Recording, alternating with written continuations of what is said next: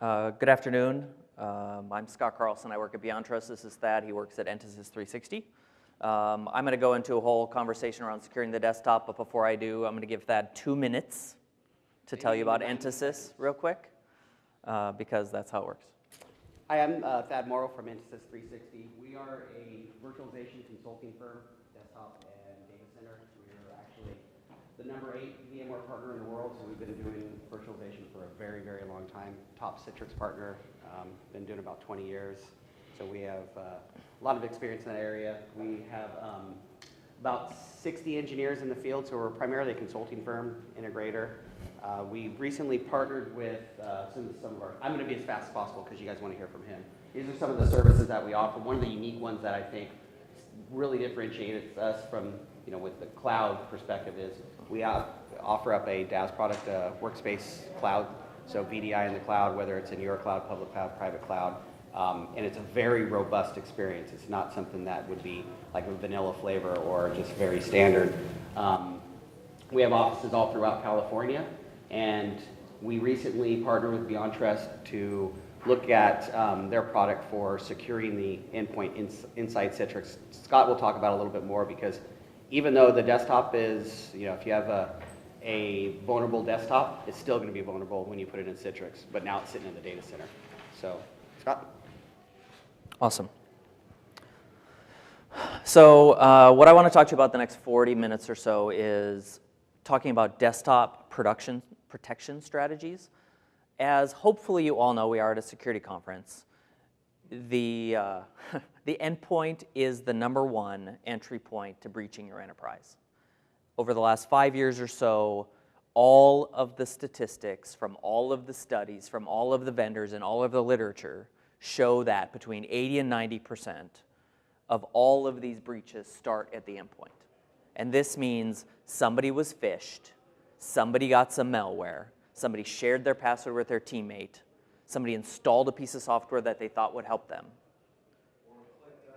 or clicked on that link because they were surfing. So all of these things are considered an endpoint attack that then cascades into your data center. Some of the ones that have been in the news a lot, the eBay breach, Home Depot, all of those started from the compromise of a password or an endpoint that then filtered into the data center. You guys, eBay's down the block. Their big breach in 2014 that you all know about started with a phishing attack to a use of a shared password to compromising a vulnerability. Right? That is a big pattern that happens everywhere today. So there's a lot of things you can do, but what you can't do is you can't trust the people to do the right thing. I know you all work with lots of people. Some of you have worked with the same people for 40 or 50 years in the same job, right? Because that's sort of the environment we're in here in this conference. And you trust them to do their job right. But you can't trust them not to be insecure randomly. We're human beings, we're fallible. That's just how it is. So us as security professionals, CIOs, IS people, network people, whoever's in the room, you have to control the bounds that these humans operate so they can't mess up, because they will click on the wrong thing. The goal is to make it as hard as possible for you guys to lose. I've run security programs at Fortune 500 for about 20 years now. Charles Schwab, PayPal. And so I've done this for real. I've played for real in a lot of my environments. And there's people who always make mistakes. So which controls matter? Right? There's a lot of things you can do, but which ones matter? One of the things that I built over time is this little chart. I'll let you take a look at it. This was a quick little chart that I gave to my executives and to my architecture team. And the reason I created this was, #1, first to identify which solutions we had picked as the control point. Like, the antivirus control I have is McAfee, Sophos, Symantec, Cylance, whatever. Because when my executive was taken out for lunch, and he was sold by vendor X, hey, we've got this really great thing, he would be able to say, oh, I remember that antivirus line. It said McAfee. I don't need that. But if there's a blank line item here, I don't have software vulnerability mitigation, I know I should be able to have a conversation around this.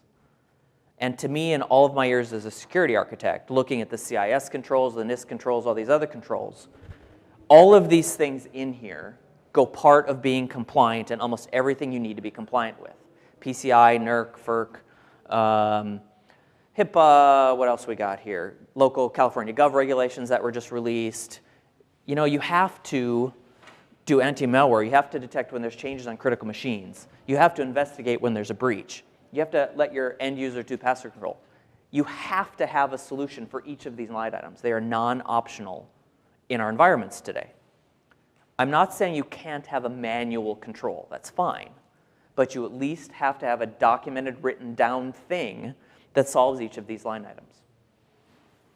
But there's a lot of choices for these. Some of them do a compliance control. Some of them do an actual security control. And if you assume for a minute that privilege is the #1 exploit that will break in, how do you fix that first? If you have to do all these things, I think you should sequence privilege first. So let's talk about people and their endpoints. Right? The slide hopefully looks good. There's a couple of things in bullets. I think these slides will be available later, so feel free to take pictures or look at it later. There are common things that we all know we should do. People should have unique accounts. Don't share, right? People should have an administrative account and a regular account. You should never use your administrative account for day-to-day surfing, because if that's compromised, you can take over lots of things. If you think about what happened, you know, with these 5 things in a row, with this WannaCry, which then turned into Petya at the National Institute of Health. WannaCry v1 essentially was a piece of malware that installed itself and then cryptolockered to destroy things. Then the next version came out the next week. It installed itself other places, and then it broke everything.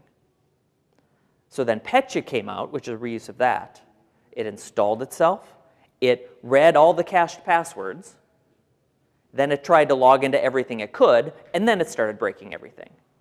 And when you think about what you get with local passwords on your machine, you get the user who used it, the build script that built it, and the local level 2 desktop guy who walks around helping people.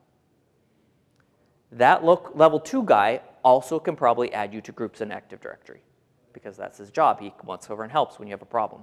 Some of those groups give you administrative access to the data center. So what can you do with a simple password read on a workstation? You might be able to add yourself to a group in the data center and create an account for yourself and cascade that compromise in 1 minute through your whole environment, because that endpoint had one hole. Everything's exposed at that point. So if you start to do things like make every workstation password different, all of a sudden you can't log into every workstation. Right? Simple thing. Okay, it's not so simple sometimes if you can't control all your workstations.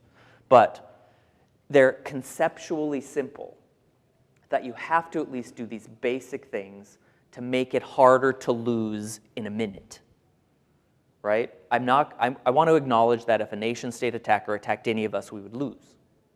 But please don't lose to the 40-year employee clicking on a link in the email she got. Right? I just recently talked to one of my friends who does a phishing test for all of his employees. And he does it the week before, or the week of Black Friday. And they are simply FedEx shipping notifications. We've delivered a package to your house. Please click on this link to see what it is. And you know how successful that one is? Last one he said was 90%. Because you want to know, people called their wife and asked what was at their house. People took time off to run home to get it. Because everybody buys something at Black Friday. So 90% successful, simply because we're American and we buy things. People never thought twice about that. You don't look at the header, it said from FedEx. Right? I might even fall for that. Because FedEx, great. Right? When you expect a phishing email, people misspell things. And it's for Viagra. But like this stuff is getting hard. Right?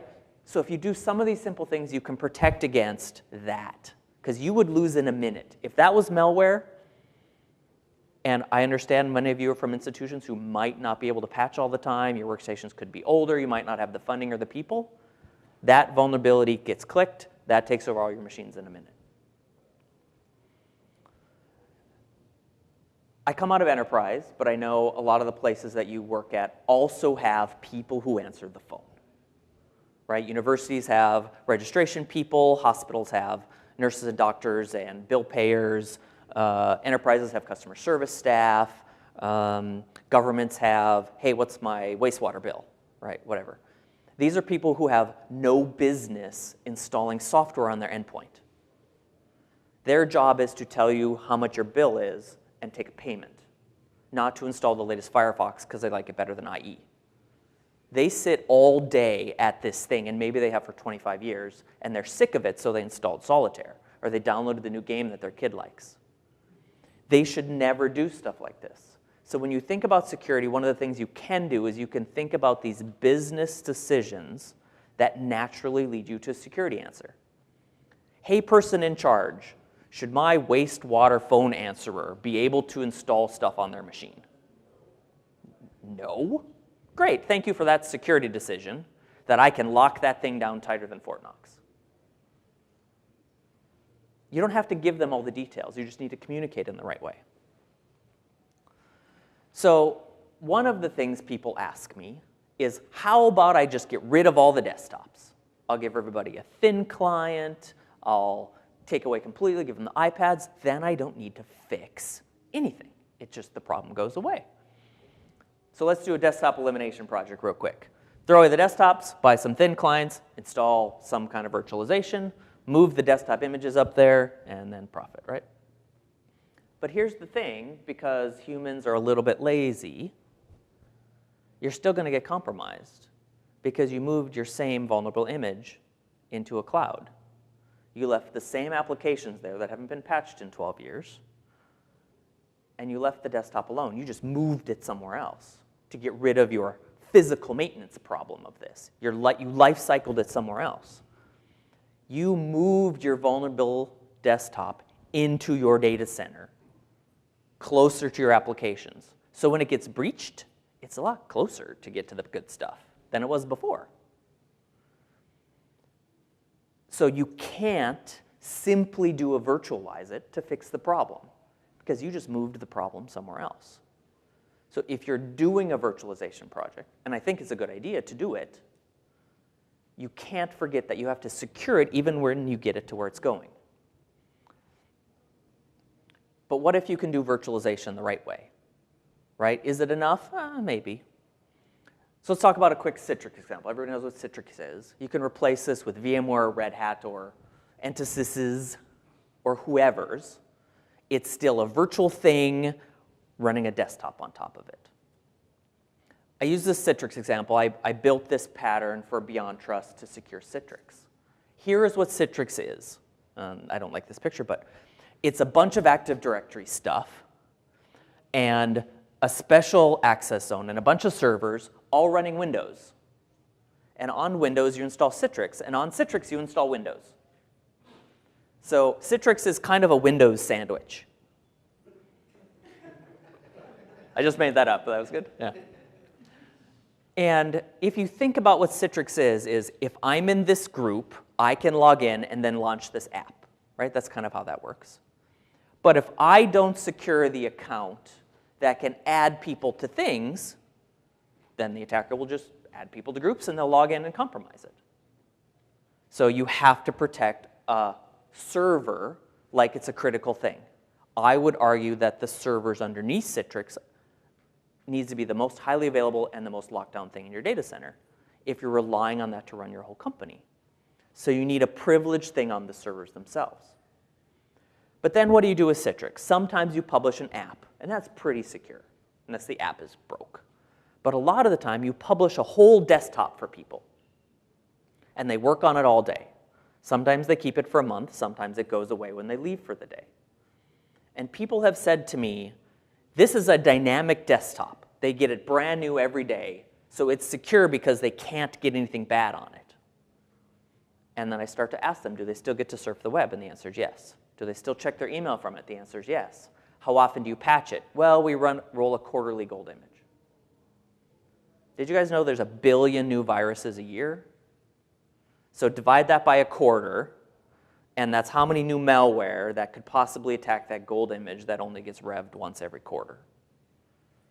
So if you let them surf the web and they have administrative rights because they happen to do Excel ODBC work, right? Because what do we do if people need to access databases? We put it on a terminal server, and we give them the ability to add ODBC connection strings. And you know what that needs? Admin rights. If you can surf the web, you lose, and those are all in the data center. You still get crypto lockered. You still break it. Yeah, it goes away when you reboot it, but they've still taken your data and they've still compromised your environment. And they might have hopped even farther, especially if it's a shared desktop, because other people have logged into it and their credentials are there. So what if I don't want to virtualize it? Rewind, go back to these things that you have to do no matter what. My brain, right? I'm a security architect. This is what I think. This is Scott's view of the world. The company that I work for, Beyond Trust, we happen to have things that solve a lot of these problems. We focus on solving privilege, and so some of the things that I've noted beyond trust are solutions that we sell to solve this particular use case. We don't have an antivirus thing, so I won't try to sell you that.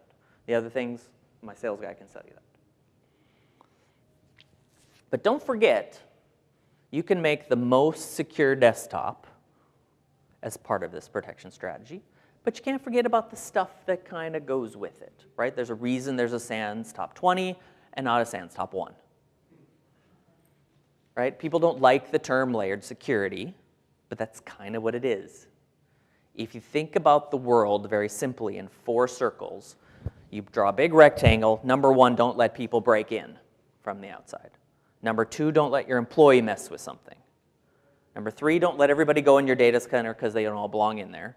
And number 4, if somebody's in your data center, don't let them do stupid stuff. 1, 2, 3, 4. Because you have some people who walk into your data center. Don't let them stupid stuff. Right? You have people who you have to let get in your data center. Jump hosts, man trap, gateways, proxies. Right? Those 4 things are what privilege are. Not in every use case, especially with bring your own device. You can't put anything on the endpoint. You can't have a desktop protection strategy other than make them go through a thing that I can control. Right? You have to apply opportunistic patterns to some of these things. But how do you pull this off, right? Number 1, as you guys probably have learned, based on the age of people in this room, you've been doing this a while, I hope. You have learned to communicate to your bosses effectively to get money. Or to hopefully get money. Maybe you have to use the CNN effect. Hey, did you see this on CNN? I need that other 50,000. Maybe you actually do a risk analysis and provide it because they're a nuthead for math. Maybe they're an actuary and they want a cost-value loss analysis. Right? But you need to learn to communicate this.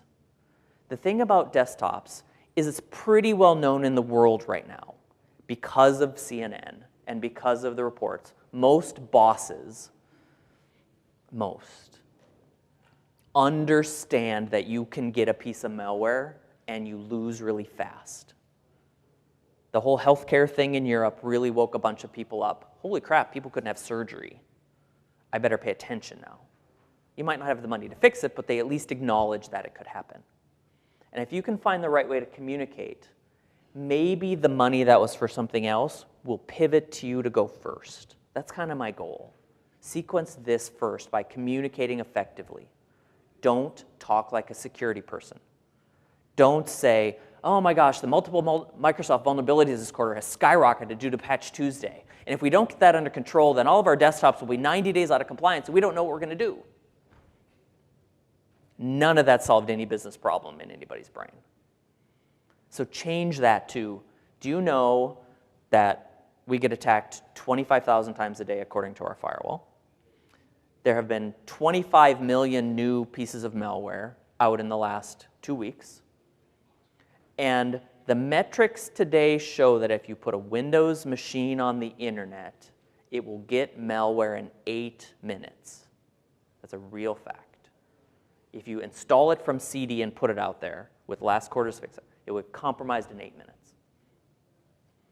And once people realize that botnets are a thing, and you get 8 minutes of protection time, like, that's not human reaction speed, right? You can't hope to even send an alert to your SOC if you have a SOC, and then have that guy look at it, and then have him find it, and then respond and run across the city to find that thing and protect it.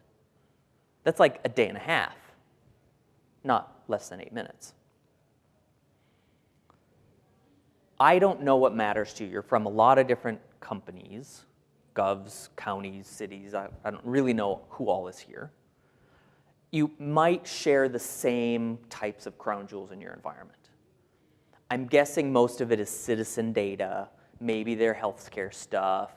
It probably has how much money they owe you, but hopefully that's tied to where they live and their social security number. Like, it revolves around who they are and what their money is, I'm guessing, when it boils. But there's also some things that you have, like you run processing plants, and you have systems that make the water work, and you have electric, and right, all these other services that you provide. That's what your crown jewels are, the information, the entry points, and these processing systems. You have to be able to identify these things to know, if you start with privilege, you have to know where to apply it first. Don't just start at the easiest desktop. Fine if you want to test it. But you might need to start at the people who have direct access to the mission control system. Call it that for sake of conversation. And what you don't need to do is you don't need to do a county-wide inventory analysis study. I added all those things together, because that takes 2 years. Right? How about you just simply ask the people that have worked there a long time, hey, what do we care about? What information would be really bad if it got out? Most people know that. Hey, Bob, you've worked here for 30 years. How would you break in? Let them just answer the question. It takes 10 minutes. And if you union all that information together, I bet you'll get 90% of the way there that you would have if you did a 2-year study on the feasibility of breaking into the thingy. Because the guy who works there knows, the guy who runs the gate knows, the boss of the plant knows, the secretaries know which data they access and which applications they launch. That's probably where the good stuff is. Probably. Privilege access is a thing, right? Like I said at the very beginning. There are a couple of really critical things to start with our tool or somebody else's tool. Number one, make it hard. Make it hard, make it hard, make it hard. If you lose in 8 minutes, you should try to get rid of the problem completely. One of the guys from NSA that I met in Germany, of all places, said that in their analysis of attacks that they do, they found that the minute an attacker gains hold, they compromise the environment, the whole environment, in an hour. They have what they want in an hour, and then they get out or stay. And they found that even the strongest security operations teams don't respond any quicker than 1 day, because they sent an alert to a SIM. The SIM might make it red.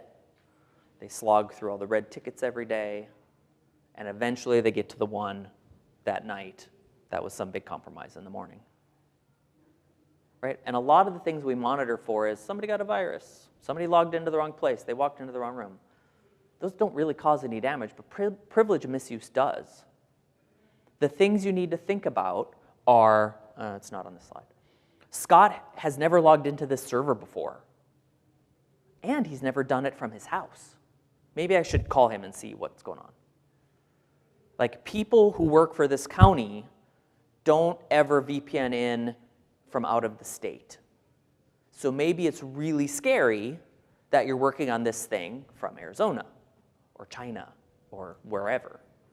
Right? Those are a privilege anomaly. I don't want to call it user behavior. That's a cool security buzzword. But simple logical patterns. I am always at the office from 8 to 5. I have never worked from home, and I always work on the same 12 systems a day. If all of a sudden I do something that's really weird, it's probably not me. It's either my coworker or it's some bad thing running rampant. Because one of the things that attackers can't do very well is pretend to do your job in the exact way you do it. They don't do it from your desk or the same time of day very often. Yes, if they install a piece of malware. But then it tries to log in the whole day, not just 8 to 5. Right? Stuff like that, you can start to get control with this. If you control the passwords, if you take away the admin rights, you eliminate some of the things that can happen. But then you have to think, what do I do with this data? If I monitor all this privilege data, what do I do with it? I combine it with vulnerabilities. So does it matter if I'm misbehaving if the system is not vulnerable to anything? Sometimes no. It matters a lot more if I'm misbehaving if the system is vulnerable. What if I could combine data? And I don't mean to pitch our thing, because this is what we do, but think about it like this. If I'm trying to constantly log into a bunch of workstations, and you see this, and I see that half of them are vulnerable to things and the other half are patched, which ones should you respond to first? The ones that have a vulnerability. Right? Some of you might have done vulnerability management before, and you count vulnerabilities. Look at all the criticals we have. Look at all the criticals we have. Look at all the criticals we have.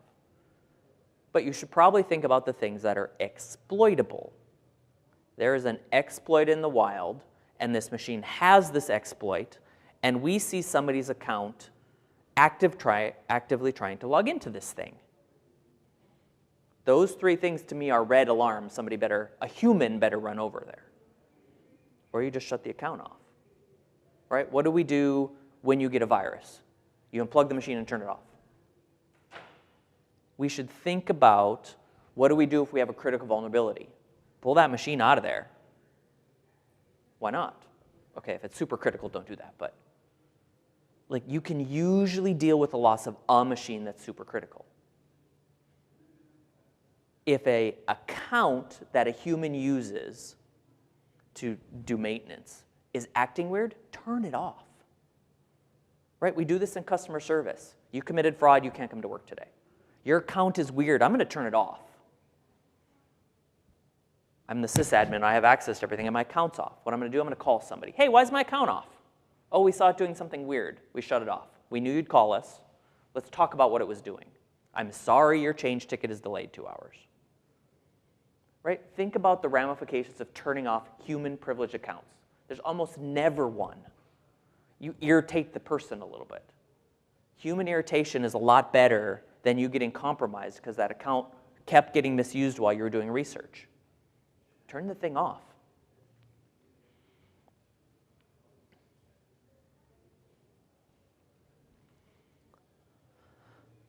Detection is maybe a weird topic for this audience, because I'm going to imagine you don't have SIMs that are staffed 24/7 by tens of people. I'm going to guess that because of the audience. Maybe I'm wrong. There are things that you need to do to be able to respond to these privilege things as quickly as possible. Let's acknowledge that privilege is the #1 exploit. If we can detect that, shouldn't we respond quickly? Sure, right? The industry metrics show that if you have a SIM and you're sitting there monitoring it, if you click on the event and research it, you spend about 23 minutes working on it before you move on to the next thing. So that means you get 3 an hour or 20 a day with smoke breaks. So that person you pay a lot of money to sit and look at your SIM could theoretically do only 20 things a day. They probably shouldn't chase viruses if they got quarantined. Probably shouldn't change patching if you knew it's not exploitable. They should chase a privilege problem, right? Scott's account has never logged into the critical thing before. Let me look at that first. That should be at the top. You have to aggregate all this stuff from all of these vendor systems. One of the things my company believes in, and a lot of them, is sharing information with each other. I take in everybody's vulnerability data so I can help you make privilege decisions. A lot of these vendors out here, we share information now. Co-opetition is a thing now. APIs are a thing. They help you monitor. I'm not saying this is easy. I'm saying you have to think about it. Use case. So there's a concept in this called use casing and threat modeling. You have to talk to people to figure out how you would get attacked and how you would detect if that attack is taking place. And don't be crazy about it. How would I detect if our local desktop guy, his account got exploited? Well, it would probably create a whole bunch of accounts. They would create nonsensical accounts. It would add people to groups they don't know about. It would try to log into a bunch of servers in the data center. Those are maybe patterns that you would think of if you're a security person. How would I break into this are questions you should ask when you have an operational response thing. And start to think about how you would tie them together. If this account is misbehaving, it's probably not a human doing it. So it's probably a piece of malware that's doing it, or a bot or something. Where is it coming from? Over here. Great. Like, it's a pretty easy, logical, conversational flowchart. I don't want to suggest that this is easy to pull off with technology, especially if you have desktops all over the place. But conceptually, you should build this set of critical patterns. How do I detect these things? This goes into the communication part. Again, I come from enterprise. I don't know if this will actually work in your world. But if you say to your bosses, look, privileged things are the #1 attack in the world. That means passwords getting stolen, malware getting installed. Does everybody agree? You'll probably get a yes. Great. I need to be able to detect that bad stuff.